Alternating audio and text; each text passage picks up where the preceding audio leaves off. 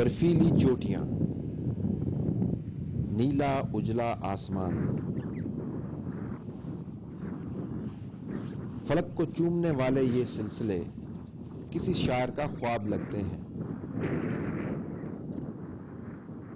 شاہانہ برف کی پوشاک ان درباروں کی یاد تازہ کرتی ہے جہاں بڑے بڑے بھی تھر تھر کانپتے ہیں۔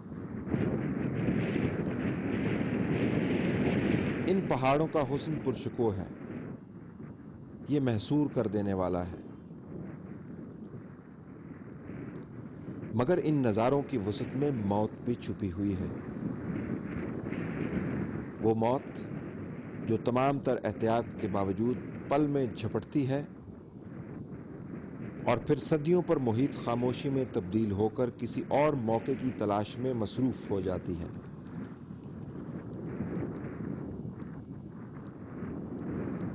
یہ ہے سیاچین، دنیا کے سب سے بڑے برفانی تودے، تاریخ انسانی کا سب سے اونچا میدان کارزار۔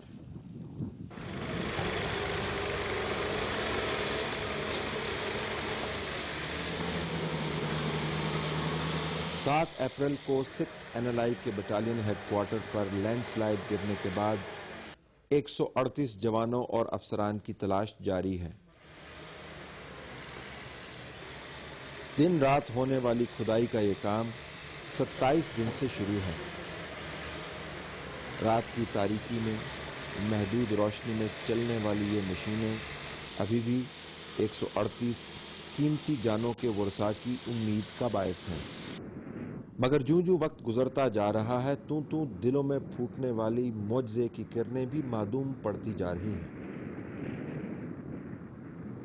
یہ کوئی عام کھدائی نہیں ہے۔ ان جگہوں پر تو گاڑی چلنے کی آواز سے پہاڑ غصے میں آ کر تودوں کی بارش کر دیتے ہیں، اور اب تو یہاں پر بھاری بھرکم مشینری پتھروں اور برف کی 200 فٹ گہری چادر کاٹ رہی ہیں۔ یہاں پر 7 اپریل کو کیا ایسا ہوا کہ تمام ارادوں اور دعاؤں کے باوجود بھی سفاک زمین میں دبے ہوئے انسانوں کو نکالنے میں کوئی کامیابی نہیں ہوئی؟ آئیے اس کا کھوج لگاتے ہیں۔ اگر آپ سامنے دیکھیں، یہ وہ قاتل گلیشیئر ہے جو اس دن ایک سلائیڈ کا باعث بنا۔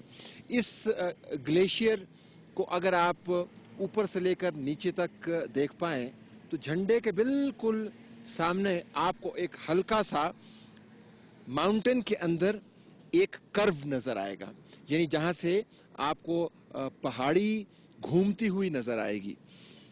اس گھومتی ہوئی پہاڑی کے بارے میں کہا جاتا تھا کہ یہ پہاڑی لینڈ سلائیڈز کے سامنے اس پوسٹ کی سب سے بڑی دیوار ہے۔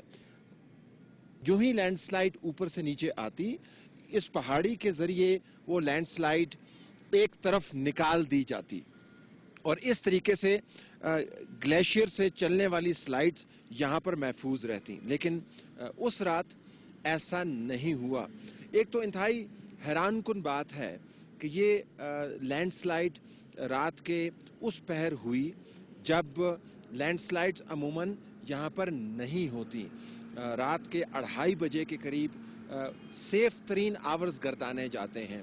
اگرچہ ٹیمپریچر یہاں پر اس وقت سب سے زیادہ ہوتا ہے، لیکن لینڈ سلائیڈز نہیں ہوتی۔ اس رات ایک عجیب صورتحال سامنے آئی۔ یہاں پر جتنی پوسٹیں ہیں وہ گھنٹے پر، یعنی 2 بجے کے قریب اگر آپ ایک مثال لیں، ایک رپورٹ جنریٹ کرتی ہیں، اور at the bottom of the hour یعنی آدھ گھنٹے پر بھی رپورٹ جنریٹ کرتی ہیں، اور وہ رپورٹ ساری شیئر ہوتی ہے۔ اس پوسٹ سے جہاں پر یہ لینڈ سلائیڈ گری، اس رات 2:30 بجے ایک رپورٹ جنریٹ کی گئی تھی، یعنی 2:30 اور 3 بجے کے درمیان جو حالات یکدم تبدیل ہوئے اس کو کسی نے اینٹیسپیٹ ہی نہیں کیا تھا۔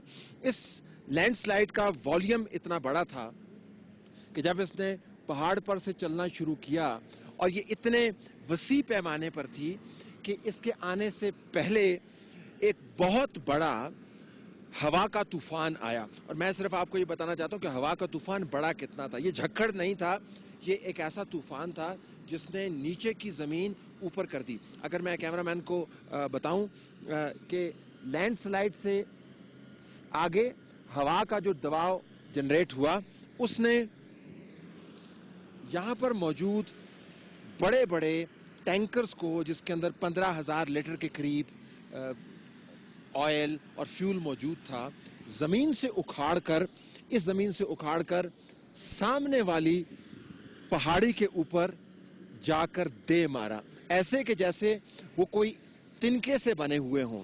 ابھی لینڈ سلائیڈ کی آمد نہیں ہوئی تھی, یہ آمد سے پہلے کا طوفان ہے.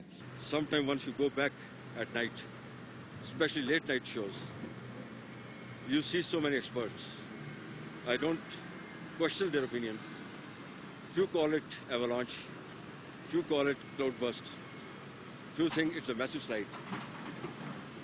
It was a very clear moonlit night, so there was no rain. So if it was very clear night, cloudburst is out. There's all our theories, and I have a theory of mine. This slide most probably triggered because of late winters. Winter should have ended about a month earlier. We are still into winters, and every day we receive 2 to 3 inches of snowfall here. So probably that day there was some melting of fresh snow, which entered into some crack of a glacier, and from 4 kilometers it moved down. So I call it a glacier movement. There was no earthquake earlier, but with these boulders moving down, the people here must have felt earthquake. دو حیران کن موسمی phenomena یہاں پر observe کیے گئے.